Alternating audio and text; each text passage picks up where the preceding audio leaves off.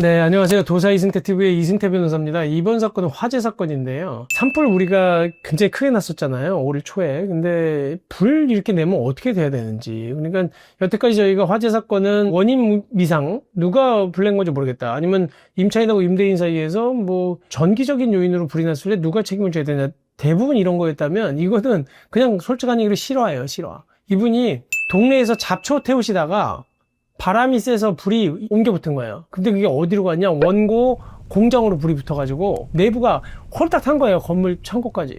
그래서 피해 금액이 얼마냐? 이 청구한 금액만 무려 12억 정도가 돼요. 12억 정도가. 7억 6,500만 원을 청구했는데 실제로 이분이 5억을 보험회사부터 받았기 때문에 된 거고 12억 정도를 청구한 거예요.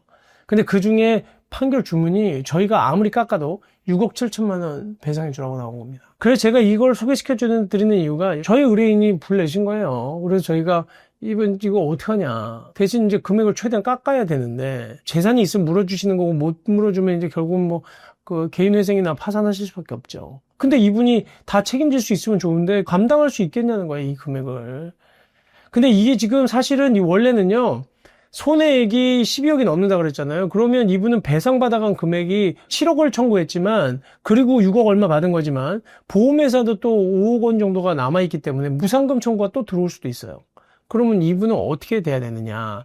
그러면 12억을 다 물어줘야 되느냐. 이런 문제가 생기는 거잖아요. 근데 저희가 여기에서 하나 좀 봐야 되는 부분이 뭐냐면 실화 책임에 관한 법률에 따라 저희가 감액 요구를 한 겁니다. 이분이 고의로 불 지는 게 아니지 않냐. 이 집이 불이 나서 12억 정도가 다 탔다고 쳐요.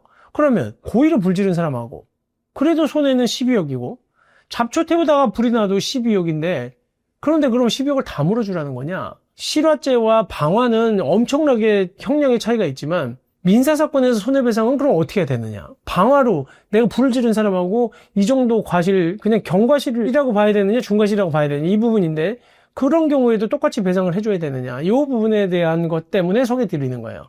근데 우리 실화 책임에 관한 법률이 뭐냐면 제가 불을 냈잖아요. 실화라는 게 과실로 불을 냈을 때 과연 이 실화 책임에 있는 경우 만약에 제가 고가의 아파트 근처에서 잠깐 가스불 잠깐 해가지고 타가지고 아파트가 다 탔다. 근데 물론 보험을 들어놨으니까 그렇지만 보험을 안 든 경우에 그럼 보험회사에서 청구 들어오더라도 그럼 내가 다 물어줘야 되느냐. 근데 집주인이 불낸 경우에는 좀 달라요. 그거는 보험료를 내고 있는 사람이기 때문에 공동주택을 생각하시면 안 되고 만약에 제가 담배꽁초 부렸는데 옆에 굉장히 비싼 뭐 샤넬 샵이 다 불이 났다. 그래가지고 보험회사로부터 전보받은 것뿐만 아니라 그 이상의 피해가 나서 20억이 났다. 이거 다 물어줘야 되느냐. 그래서 실화 책임에 관한 법률은 이게 중과실이 아니면 중과실이나 고의로 한 게 아니면 실화 책임에 따라서 실화 책임은 경감해줘야 되는 게 아니냐는 게 실화 책임에 관한 법률이에요. 한번 보시면 내용이 실화 책임에 관한 법률은 실화로 화재가 발생한 경우 연소로 인한 부분에 대한 자기 그 자체가 아닙니다. 그러니까 연소가 돼야 돼요. 어디가 불이 나서 연소로 인한 손해배상 청구, 옮겨 붙었을 때. 그래서 쭉 해서 옮겨 붙어 옆에 건물까지 간 부분들에 대해서 적용되는데 실화가 중대한 과실이 아닌 경우 그래서 감액해준다. 중대한 과실이 아니면 고의는 안 됩니다. 중과실도 안 돼요. 그러면 이 경우에는 되냐? 이 경우 잡초 태운 건 중과실이냐 경과실이냐?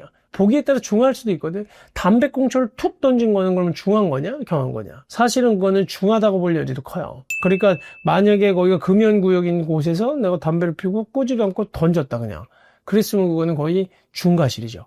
근데 껐는데 끄고 발까지 밟고 갔는데 그래도 불나는 경우가 있어요. 이런 경우는 글쎄 중과실이 아니고 경과실로 볼 수도 있겠죠. 그 과실의 정도에 따라서. 그래서 이게 경감을 해주는 것도 피해 화재 원인이 뭐고 규모가 뭐고 얼마나 났는지도 중요해요. 그 다음에 피해의 대상과 그 다음에 정도, 연소, 그 다음에 피해 확대 원인이 또 뭐고 그게 확대 원인이 다 이 사람 때문이냐, 바람 때문이냐, 아니면 그 건물의 재질 때문이냐, 그 다음에 피해 확대를 방지하기 위한 실화자가 노력을 했느냐, 그 다음에 배상 의무자 및 피해자의 경제 상태는 어떠냐, 이런 것까지 다 고려를 한다는 거예요. 그래서 감경해 줬는데, 이 경우에는 얼마 감경하냐? 50% 감경한 거예요. 그러다 보니까 전체 손해가 지금 12억이잖아요? 12억인데 50% 감액했으니까 6억 물어주라 라고 판결이 나온 거예요. 그러면 이 사람이 나중에 보험회사에서 청구 들어오는 건 어떻게 하느냐? 아니 그 12억이 나서 50%를 감경해 줬는데 그러면 보험회사에 또 들어오면 어떻게 하냐. 그때는 보험회사가 대위할 수 없다는 겁니다. 내 손해가 50% 줄었기 때문에.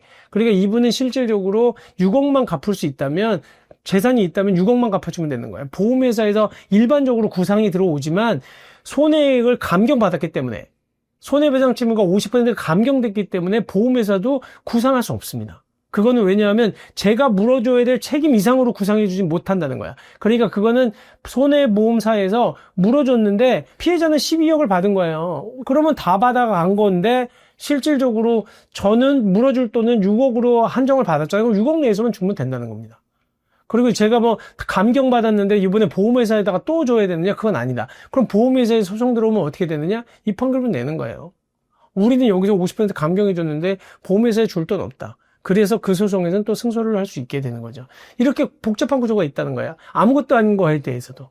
그런데 물론 이분은 이 돈을 갚을 수 있을지 없을지는 또 능력에 따라 달라지는 거기 때문에 정말 소송은 어떻게 보면 어려워요. 그래서 여러분들 싫어하셨다고 하더라도 너무 뭐 낙담하실 건 아니에요. 근데 대신 이제 보험을 안 들어오는 피해자 입장에서는 굉장히 힘들죠. 좌우간 가해자가 됐든 실화자가 되셨든 피해자가 되셨든 이 뭐 유튜브 보시면 도움이 여러모로 되실 수 있을 거라고 생각을 합니다. 네, 오늘 방송은 이것으로 마치도록 하겠습니다. 감사합니다.